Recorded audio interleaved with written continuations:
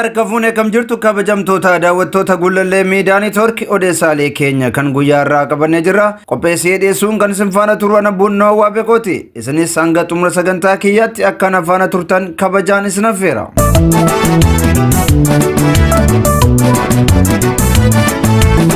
Zoonii Arsadeetti waraanni bilisummaa Oromoo loltoota haaraa leenjisaa ture eebbisiisuun isaa dhagahamee jira.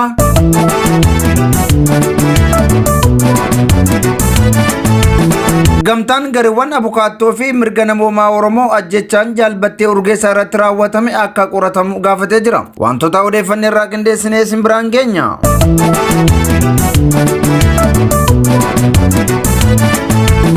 Badhaasni artist Hacaaluu Hundeessaa marsaa sadaffaan adeemsifamuuf qophiin jalqabamuu faawundeeshiniin Hacaaluu beeksisee jira.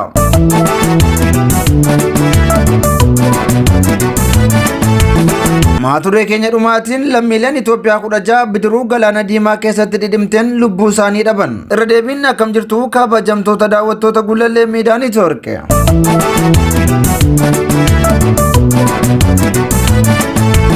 Zoonii Arsadeetti waraanni bilisummaa Oromoo loltoota haaraa leenjisaa ture eebbisiise. Akka cirracha galaanaa baay'ataa kan jiru waraanni bilisummaa Oromoo zoonii garaagaraatti ijaaramuun diina kiyya kan jedhan loltoota mootummaa kokkee qabaa jira. Giddu galeessatti ijaaramuun zoonii haaraa barbaachisaa ta'uusaa kana manneen waraanni bilisummaa Oromoo zoonii Arsadii jechuun eegga hojii eegalee bobbulee jira. Kanaafis baatiiwwan hedduuf saayinsii siyaasaa fi loltummaa sadarkaa adda addaan erga kennaafii ture booda miseensota isaa eebbisiisee jira. Yeroo mootummaan Itoophiyaa guyyoota 40 keessatti waraana bilisummaa Oromoo nan balleessa jechuun qonnaan bultootaa fi ite kufaa bobbaasaa jirutti loltoonni kunneen eebbifamuun isaanii addoon mootummaa Itoophiyaa ulfaata akka ta'e mul'isaa jedhameera. Kana malees waraanni bilisummaa Oromoo zooniilee garaagaraa keessatti loltoota haaraa eebbisiisuu kan itti fufee jiru hoggaa ta'u mootummaan Itoophiyaa ammoo ijibbaata falmachuun yaaddoo keessatti kufee jira.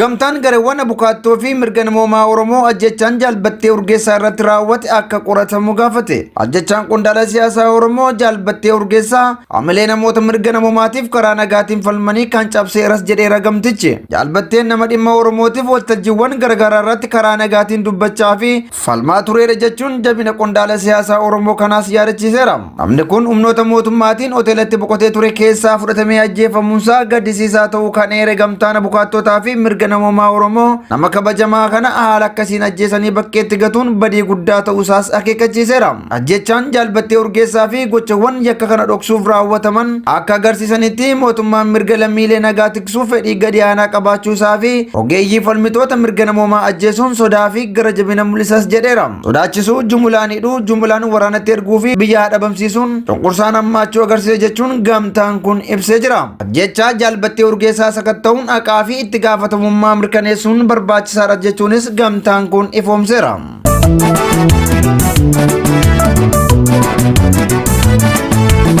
Gamtaan jaarmiyaa Abaawoo Waboo biyya giddugaleessa bahaa fagoo guyyaa wareegamtoota Oromoo eebila 15 kabajatan. Lammiileen Oromoo biyya bahaa giddugaleessa fagoo biyya Yaman magaalaa Eden jiraatan haala walxaxaa fi rakkisaa isaan mudate dandamachuun guyyaa gootota Oromoo eebila 15 kabajataniiru. Lammiileen Oromoo biyya wal waraansaan daakamaa jirtu Yaman magaalaa Eden keessa jiraatan guyyaa gootota Oromoo kabajachuun dhiibbaa mootummaan Itoophiyaa saba Oromoo irraan gahaa jirus balaaleffataniiru. Hagam haala rakkisaa keessa jiraannullee qabsaa'ota saba Oromoof aarsaa kaffalan yaadachuu hin dhiifnu kan jedhan jaarmiyaan kun baga guyyaa gootota Oromoo geessanis jedhaniiru. Baqattoonni Oromoo biyya Yaman jiran gidiraa hamtuu fi jireenya hadhooftuu dhandhamachaa akka jiran ni beekama.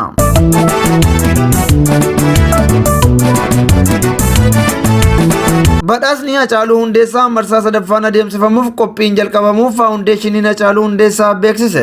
Badhaasni artistii Hacaaluu Hundeessaa hojiilee muuziqaa waggaa waggaan dorgomsisee badhaasu sirna badhaasaa marsaa sadaffaa bara kanaatiin dambii fi qajeelfama sirna badhaasa seenaa biyyattii keessatti isa jalqabaa ta'ee fi seeraa fi qajeelfama badhaasichi ittiin hoogganamu kan qopheesse ta'us dhaabbatichi ibsee jira. Sirni badhaasa Hacaaluu Hundeessaa kan faawundeeshinii Hacaaluu Hundeessaatiin waggaa waggaan qophaa'u kun waltajjii guddaa aadaa, aartii fi kalaqa industirii Oromoo jajjabeessuuf kan hundaa'e ta'uunsaa ni yaadatama. Waggoottan lamaan darban keessatti faawundeeshiniin kun hojiiwwan badhaasaan alatti gargaarsa namoomaa hawaasa kutaalee Oromiyaa garaagaraa balawwan adda addaatiif saaxilamaniif taasisaa tureera.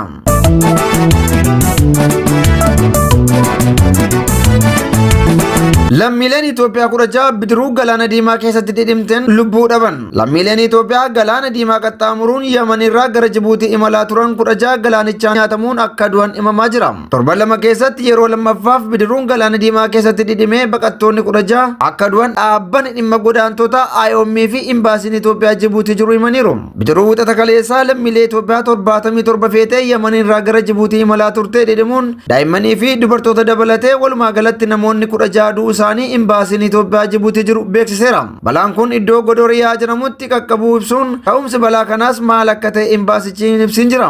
Torban lama duras bidiruun baqattoota Jibuutii irraa gara Yemenitti qaxxaamuran feetee andaara Jibuutiitti dhidhimuun lubbuun lammiilee Itoophiyaa 38 darbee jira. Jarmiyaan dhimma baqattoota IOM balaa guyyaa kaleessaa kanarraa lubbuu namoota 33 baraaruu ibsuun namoota badan barbaaduu irrattis qondaaltota biyyattiif deeggarsa akka taasisu ibsee jira.